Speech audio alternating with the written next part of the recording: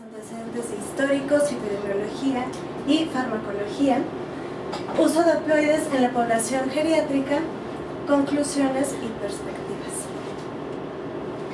Como objetivos, al final de este seminario el médico internista podrá, como número 1, reconocer el dolor en el adulto mayor, iniciar y mantener la analgesia en un adulto mayor con dolor oncológico, hacer la conversión equianalgésica de los opioides y por último, saber la importancia de la discrepancia de apreciación del dolor entre el paciente y el médico.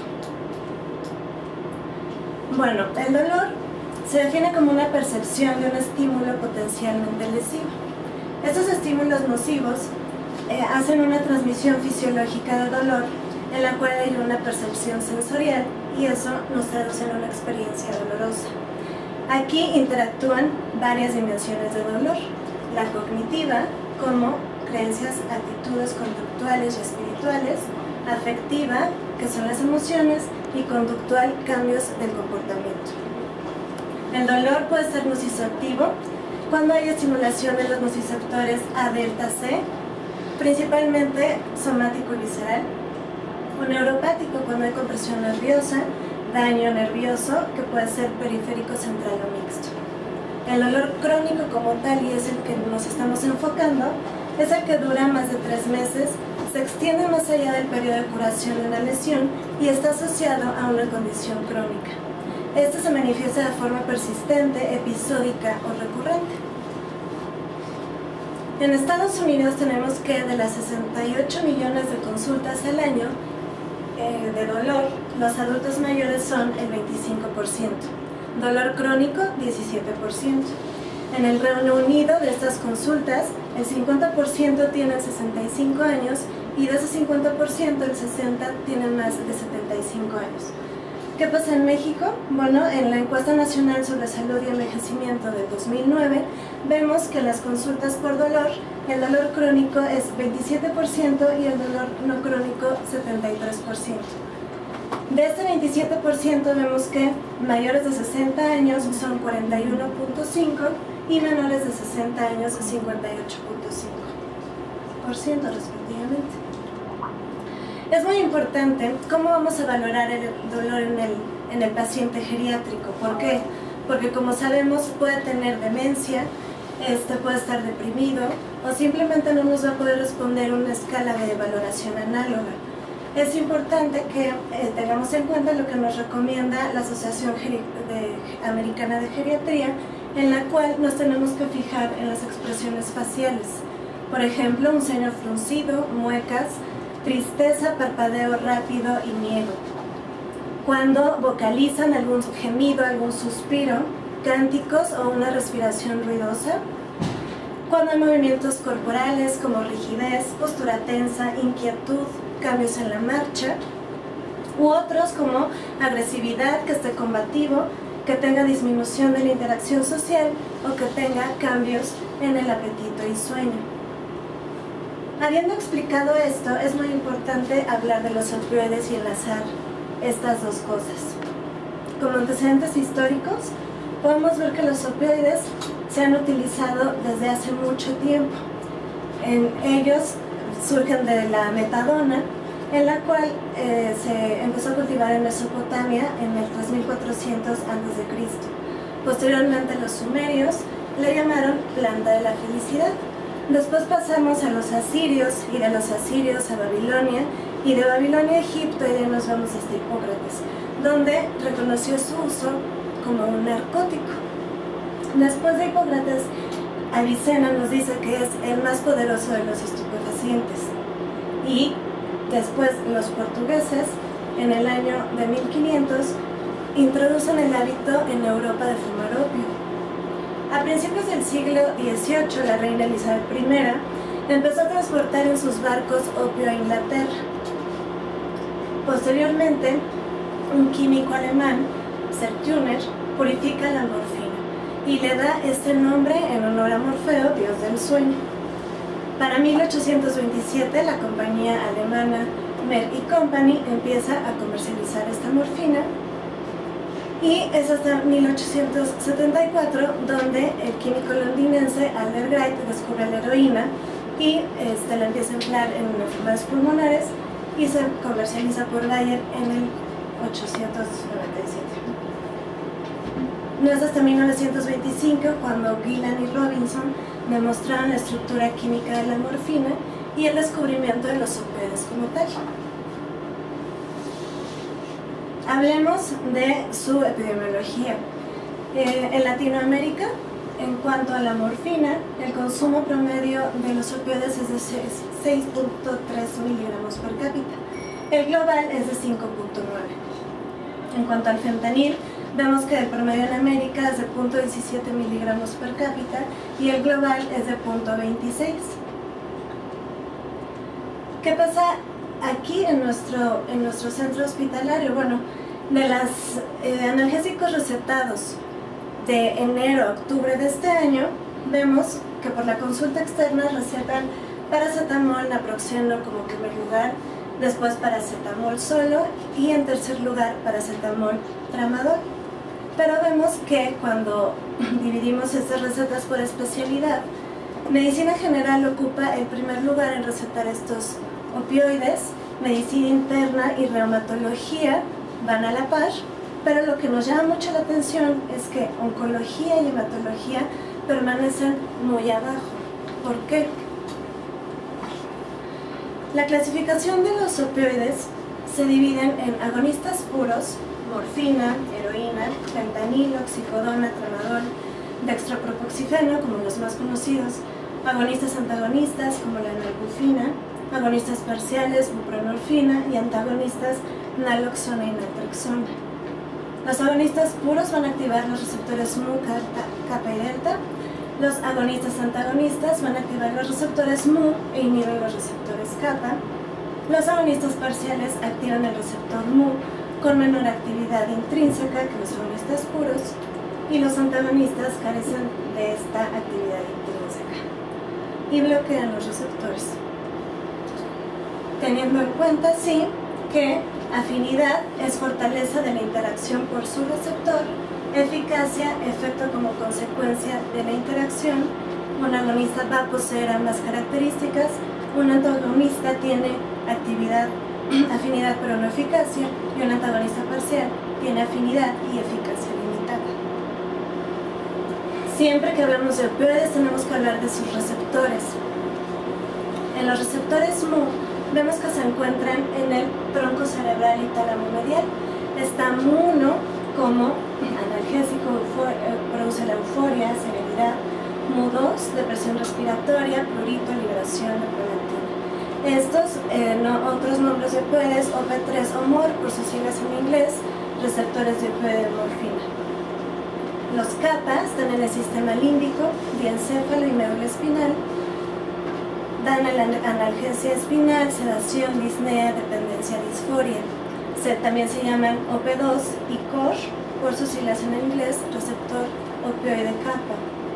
Y delta en general se encuentra en el encéfalo y da efectos disfóricos y psicomiméticos, y se llaman OP1 y por sus siglas en inglés DOR, por receptores opioides delta. Esto hay que tenerlo muy en cuenta al momento de que vamos a indicar un opioide. El mecanismo de acción, cuando el opioide llega a la membrana de la neurona mediante cualquiera de los receptores, va a aumentar el flujo de calcio, va a disminuir el flujo de calcio hacia afuera de la célula, y eso va a hacer que la liberación del neurotransmisor quede inhibido, por lo que el dolor va a estar presente y va a ser cuando sale el mecanismo de acción. Bueno, ahora ya que hablamos del dolor crónico, de los opioides y del dolor en anciano como es, pues es muy importante mencionar cómo es la farmacocinética en el anciano. Va a haber una disminución del volumen de distribución, va a haber una disminución en la función hepática, disminución de la función renal, disminución de albúmina y proteínas totales, y aumento de la grasa corporal. Esto hay que tenerlo muy en cuenta, definiendo que un anciano es la persona que tiene más de 65 años.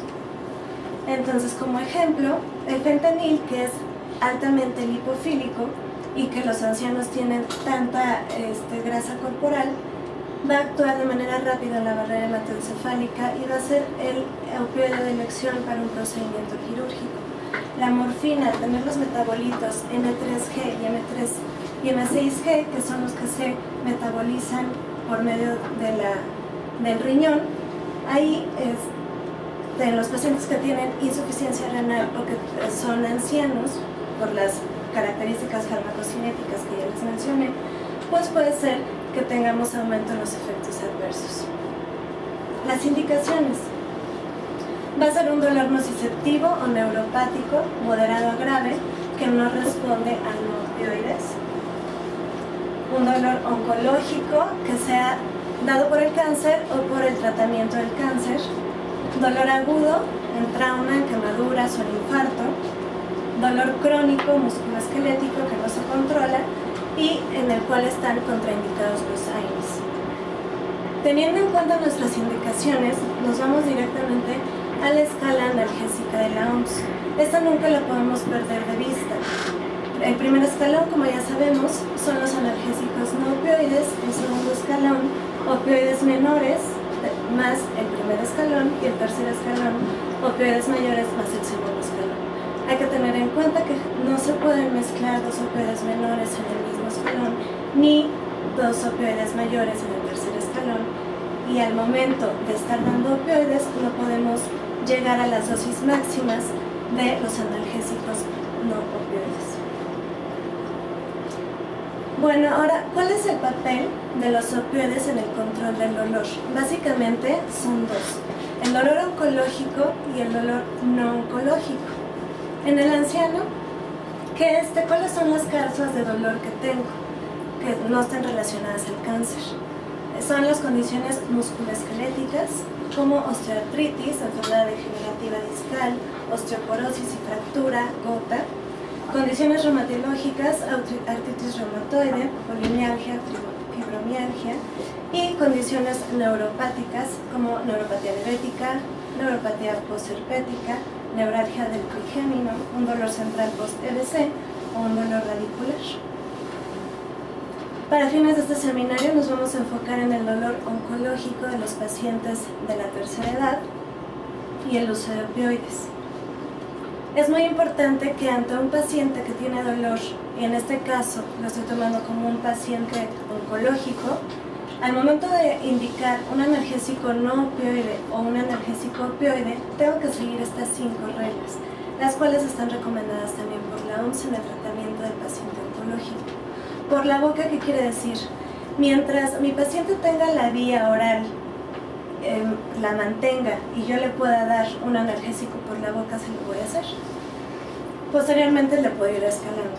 Por el reloj, quiere decir que siempre voy a tener horarios medidos y con las dosis de rescate igual. Por la escalera, es la escalera de la OMS, la que les mostré previamente. Para el individuo, ahí es fijarnos en los laboratorios y en cualquier condición clínica. Atención al detalle, esto es más personalizado. Esto es cuando queremos respetar el sueño del paciente, si el paciente trabaja, cualquier cosa que se le parezca. Todo esto con el objetivo de incrementar las horas sin dolor, aliviar el dolor en el sueño o en el descanso y aliviar igual el dolor en la actividad. Tenemos que mencionar que la morfina es el opioide estandarizado. El contenido varía usualmente del 10% del peso del opio. De aquí va a partir todos los opioides que tenemos. ¿Por qué? Porque las dosis equianalgésicas de los opioides van a ser en relación a la morfina. Y con eso vamos a poder hacer las conversiones de un opioide a otro. Está ya también estudiado que las dosis equianalgésicas entre un opioide y otro causan el mismo efecto en la analgesia.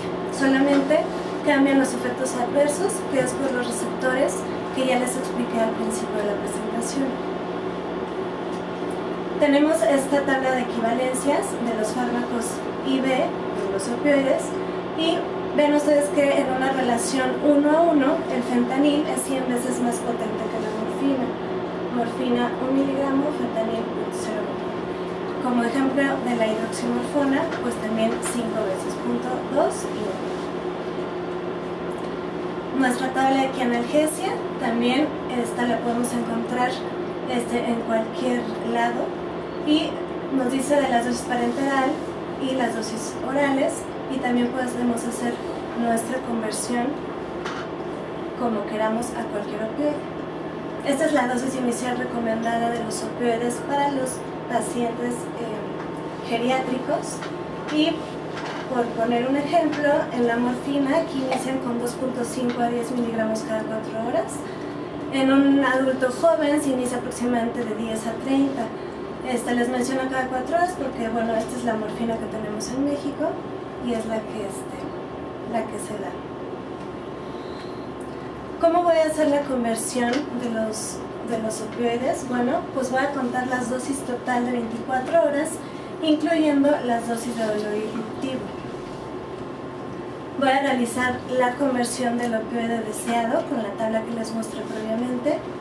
Voy a dividir esa dosis total de 24 horas con horario. Y si tiene tolerancia el paciente, que quiere decir que con la misma dosis de opioide ya no logro el efecto analgésico, voy a disminuir la dosis calculada del nuevo opioide de 25 al 50%. ¿Qué pasa con las dosis de dolor irruptivo? El dolor irruptivo es aquel que se presenta entre cada dosis con horario de opioide que estoy dando.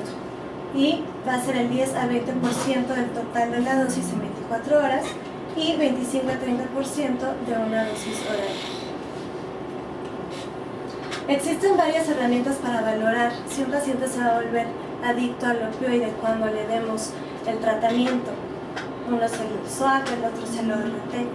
Nos recomiendan hacerlo antes de iniciar cualquier tratamiento con opioide, pero pues obviamente es menos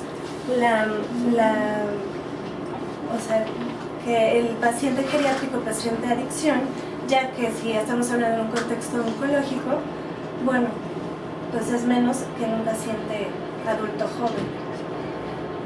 En cuanto a los efectos adversos, siempre tenemos que pensar en el efecto adverso que nos va a causar cierto opioide, y esto va a ser por el mecanismo de acción que previamente ya estudiamos y los receptores. Si tiene constipación, pues bueno, voy a dar laxantes y ablandadores, náusea y vómito, antieméticos y procinéticos. Depresión respiratoria, que es el evento adverso más temido, pues lo voy a estar vigilando. Voy a darle al paciente datos de alarma, sabiendo que la naloxona puede revertir y disminuir los efectos adversos. En retención urinaria vamos a vigilar y revisar de la misma manera. Prurito, para antihistamínicos, efectos hormonales, que ya es algo descrito en los opioides, causan deficiencia androgénica inducida por el opioide, y vamos a advertir de la disfunción sexual, depresión, disminución de la energía, en las mujeres dismenorrea y disminución de la densidad ósea. Sedación, puedo disminuir la dosis de opioide, puedo cambiar o puedo dar psicoestimulantes. Inmunosupresión, sabiendo que la morfina es uno de los opioides descritos que causan más inmunosupresión debido a sus receptores MU que están en todas las células del sistema inmunológico. Se recomienda usar buprenorfina, oxicodona o hidromorfona. Ahora, en este consenso de opioides que se hizo en el 2008, los autores nos muestran la evidencia que existe hasta ahorita de los opioides en cuanto a analgesia, a dosis de inicio, dosis de mantenimiento, efectos adversos. Ninguno de estos estudios es un estudio para la población geriátrica. Ninguno compara los efectos adversos entre los pacientes geriátricos como tal.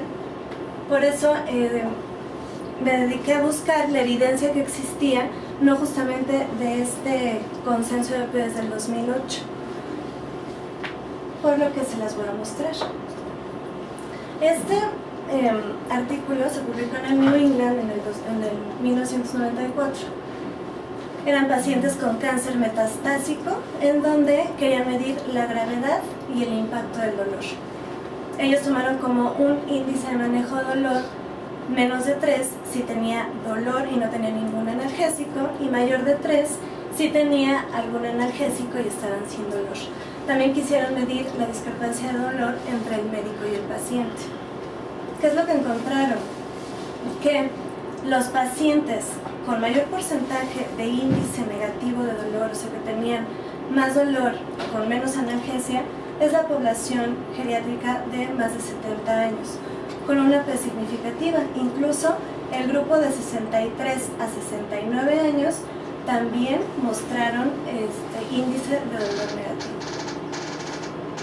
Entonces queda como la discrepancia de dolor entre paciente y médico fue significativa en adultos mayores, viendo en estos grupos, y entre más discrepancia, mayor negatividad de índice de manejo de dolor. El índice de manejo de dolor, como dato curioso también aquí, fue negativo en mujeres con una P de 0.003, quiere decir que las mujeres se mantenían con más dolor que los hombres. En este estudio, un estudio transversal descriptivo, quisieron ver las diferencias del dolor y de los opioides en las unidades oncológicas especializadas y las unidades oncológicas estándar, siendo especializadas, definiéndolas así, cuando iniciaban un tratamiento con analgésico opioide a las 3 semanas de haber recibido el diagnóstico de cáncer.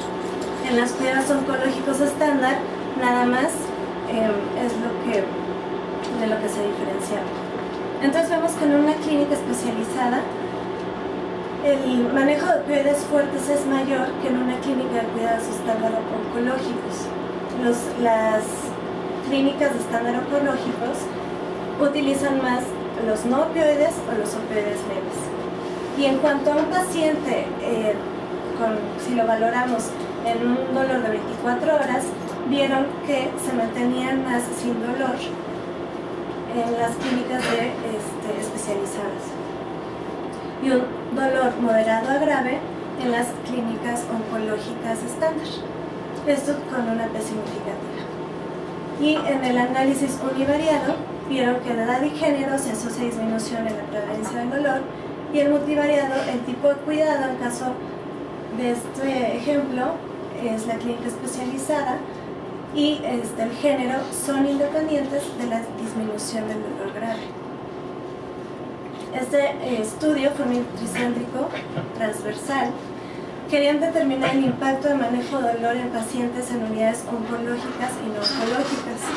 Entonces, aquí ya eran no oncológicas, era el oncólogo que lo trataba en su consultorio, y unidades oncológicas como tal era pues como la que tenemos en el hospital, en donde hay terapia de dolor, hay más oncólogos, hay terapia psicológica, etc.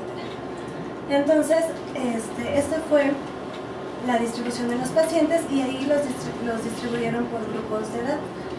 La edad fue mayor de 65 años en el 55.4% de los pacientes, y también midieron el índice de manejo de dolor, que iba de -3 a 3. Entonces vieron que en las unidades no oncológicas el dolor inadecuado se mantiene más que en las unidades oncológicas, y en las unidades oncológicas el manejo del dolor adecuado es mayor. Esto con una significancia. También en cuanto al uso de opioides, vemos que en la unidad oncológica se utilizaban más los opioides fuertes, y en la unidad no oncológica los opioides débiles o no opioides. Teniendo como resultado del análisis univariado que si un paciente no tiene metástasis y no está en una unidad oncológica, la prevalencia de su dolor va a ser mayor, con una P significativa. Entonces, hasta ahorita ya tenemos que en un paciente geriátrico, la discrepancia de manejo de dolor entre médico y paciente es alta, que en las unidades especializadas de oncológicas se mantiene mejor el dolor, y que en las unidades oncológicas como tal también se mantiene mejor el dolor. Aquí ¿qué quisieron hacer? Es un estudio prospectivo longitudinal donde dividieron las dos poblaciones, mayores de 65 años y menores de 65 años. También eran pacientes con cáncer avanzado, en donde quisieron ver la dosis inicial de opioide, la dosis máxima de opioide, la intensidad de dolor, el índice de titulación de opioide, cuánto se iba aumentando en porcentaje y en miligramos. Vemos que los pacientes mayores de 65 años requirieron menos dosis para el índice de escalonamiento de opioide, al igual que en el porcentaje, con una P significativa, y el periodo libre sin dolor fue mayor en los pacientes mayores de 65 años. El intervalo sin cambiar opioide fue mayor en las mujeres, con una P de 0.05, y específicamente en el cáncer de mama, con una P de menos 0.05. Aquí también en este estudio dividieron a los grupos por edad.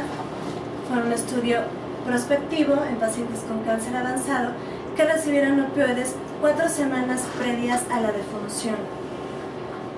Quisieron ver la influencia de la edad y el género en respuesta al tratamiento con los opioides, y la dosis tope la mantuvieron como hasta que no tuvieran dolor o que hubiera indicado algún grado de toxicidad. Midieron los mismos variables que en el estudio pasado, la dosis inicial de opioide, la dosis máxima, el índice de escalonamiento en porcentaje y en miligramos. Empezando por la edad promedio de 58 años, vieron que la dosis era mayor a comparación de la semana 4 en la semana 2, y la constipación era mayor igual en la semana 1 que en la semana 4. En los pacientes de 70 años vieron que la dosis era mayor en la semana 1 y en la semana 2 respecto a la semana 4, y en efecto adverso vieron que la constipación era mayor en la semana 1 respecto a la semana 4, al igual que náusea y vómito. Y en la edad promedio de los pacientes mayores de 79 años, vieron que no hubo significancia respecto a la dosis, y pues lo único para mencionar es la constipación, que sí fue menor en la semana 4 que en la semana 1. En este estudio valoran un fármaco opioide como tal. Aquí nos habla de la oxicodona de liberación controlada, y fue un estudio observacional para medir el impacto y disminución de los síntomas en pacientes con mieloma múltiple que habían desarrollado dolor neuropático por el uso de bortezomib. La edad promedia fue de 66 años y manejaron como una respuesta favorable que se tratará más del 30% en mejoría del dolor de la escala de EVA. Vieron que en los días 0, 3, 7 y 14 la escala de EVA iba disminuyendo hasta mantenerse con una dosis de oxicodona de 35 miligramos. Y no se reportaron diferencias entre algún grupo de edad o algún efecto adverso grave. Este ensayo clínico abierto nos compara la eficacia y tolerabilidad de la buprenorfina transdérmica en mayores de 65 años. 82 pacientes con dolor crónico debido a múltiples causas. Dentro de estas causas están las neoplasias, y los dividieron también en 3 grupos: mayores de 65, de 51 a 64 y menores de 50. En cuanto a la dosis, vieron que la comparación entre los grupos de edad mostraron diferencias significativas, y en cuanto a la eficacia de la analgesia, la comparación de los grupos de edad no mostró diferencias significativas. La reducción del dolor por grupos de edad en 50, de 61 a 64 y más de 65 sí mostró una diferencia significativa. En este estudio multicéntrico abierto nos habla de la evaluación de la tolerabilidad del fentanil transdérmico en pacientes con cáncer y manejo de dolor con opioides. Se hizo un enfoque a los adultos mayores. Vemos que la dosis de fentanil transdérmico en microgramos, dividiéndola en 25, 50, 75, 100 y más de 100, fue casi los mismos porcentajes que que se daba en la población total que en los adultos mayores. Igual, la eficacia de analgesia fue exactamente igual en la población total que en los adultos mayores. Este metaanálisis nos habla de tomaron ensayos clínicos aleatorizados, opioides contra placebo, opioides contra opioides, 4 semanas de seguimiento y querían ver que disminuyera el EVA 2 puntos. Fueron 15 ensayos clínicos, 6 de morfina, 1 con oxicodona, 4 con fentanil transdérmico, 2 con metadona y 2 con tramadol. El fentanil transdérmico resultó que tenía menor incidencia de constipación y mejor tolerancia y era la misma eficacia para dolor que la morfina. Ahora, como en el paciente oncológico, uno de los síntomas principales es la disnea, puede ser, aquí en este metaanálisis lo que hicieron fue ver qué opioide o si los opioides tenían alguna significancia en el tratamiento de la disnea.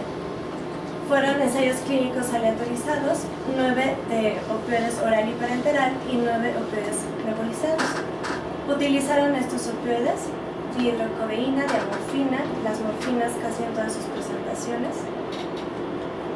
Y al final vieron que los opioides sí ayudan a la disnea, a la tolerancia al ejercicio, no ayudan en absoluto, y un opioide nebulizado para la disnea, pues definitivamente no sirve.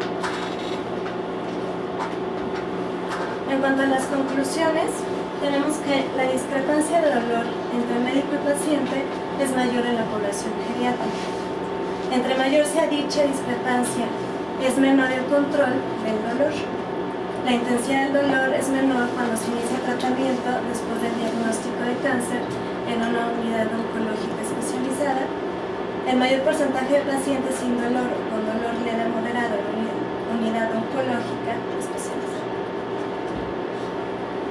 La admisión a una unidad no oncológica y la ausencia de enfermedad metastásica tienen una relación significativa respecto a recibir una inadecuada analgesia.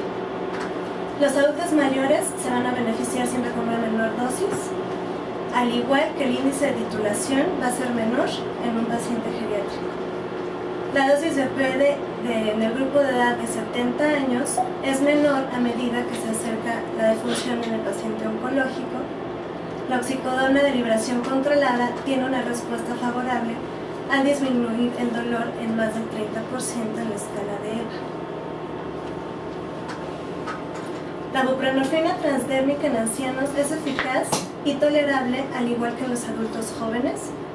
El fentanil transdérmico tiene la misma eficacia y analgesia, las mismas dosis en población geriátrica y en adultos jóvenes, al igual que tiene menor incidencia de constipación y mejor tolerancia que la morfina.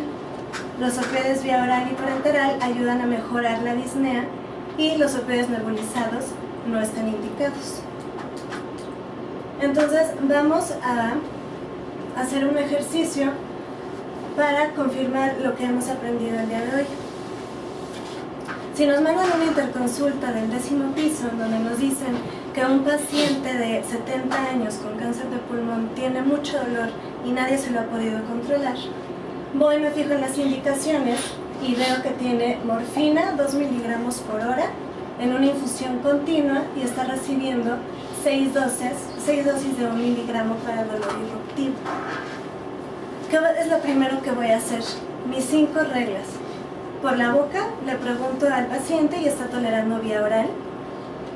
Por el reloj se encuentra hospitalizado, por lo que le puedo dar las dosis horarias como mejor parezca.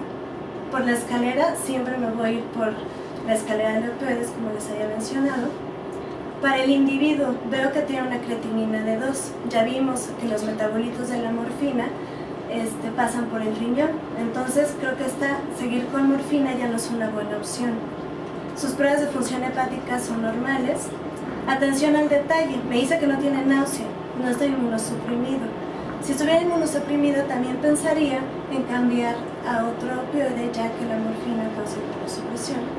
Está constipado, bueno, pues le voy a dar algún laxante. Vamos a valorar la adicción con la escala, veo que no tiene riesgo de volverse adicto. El total de las 24 horas fueron 48 miligramos por la infusión de 2. Le voy a sumar 6 de la dosis de rescate, van a ser 54. Hago la conversión con la tabla que les mostré, 10 miligramos de morfina son 20 de oxicodona, son 108 miligramos. Las tabletas de liberación controlada de oxicodona que se venden en México se dan cada 12 horas, solamente divido 108 entre 2 y son 54 miligramos cada 12 horas. Si le quiero calcular la dosis de tolerancia, voy a disminuir de esta dosis total, 108, el 25 al 50% y me va a quedar 38 miligramos cada 12 horas. Y me van a preguntar, ¿y qué pasa si le da dolor irruptivo? Pues va a ser el 10 al 20% de la dosis total. El 20% de 108 son 21. Entonces, en mis indicaciones voy a dejar oxicodona, 54 miligramos cada 12, vienen de 40 y de 10. Aquí puedo hacer un ajuste a partir de las tabletas. Y el dolor irruptivo, 21 miligramos cada vez que tenga dolor irruptivo. Las perspectivas, el opioide ideal sería el cual me cause una adecuada analgesia sin efectos adversos. La prescripción de opioides debe ser sin miedo y siempre con vigilancia, teniendo en cuenta que todos los médicos que prescriban el opioide deben de conocer el mecanismo de acción, las contraindicaciones y los efectos adversos de cada opioide. La edad y el género deberían de incluirse en todos los ensayos clínicos de dolor oncológico. Para terminar, nadie envejece solo por vivir un número de años. La gente envejece al abandonar sus ideales. Los años arrugan el rostro, pero perder el entusiasmo arruga el alma. Esto lo dijo Cicerón en el año 45 a.C. Gracias. Cuando hablaste de la tolerancia, se reduce del 25 al 50% de la dosis, ¿no? Total. Pero no sería como al revés, aumentarle eso. No. O sea, si tiene tolerancia, necesita más dosis para el mismo efecto, ¿no? No, porque si tiene tolerancia quiere decir que llegaste a la dosis máxima y no alcanzaste la adecuada analgesia. Tienes que cambiar de opioide y cambiar y disminuir la dosis, justamente por la cuestión de los receptores. Del nuevo opioide. Oncológicos, tú decías que a los efectos adversos le tratamos el síntoma, o sea, le das más medicamentos de los que ya tiene. Y no importa, aunque sean geriátricos, aunque sean miles de medicamentos, ¿por el tipo de paciente o independientemente? No, independientemente. Independientemente de que sea paciente oncológico, no oncológico, geriátrico o no, tienes que siempre estar pensando en los efectos adversos. Pero, o sea, y tener en tus listas de indicaciones cuando las des, tener que si se presenta tal, dar esto. o sea, o modificar dosis o algo así, no solamente quitas el síntoma que aparece. Así es.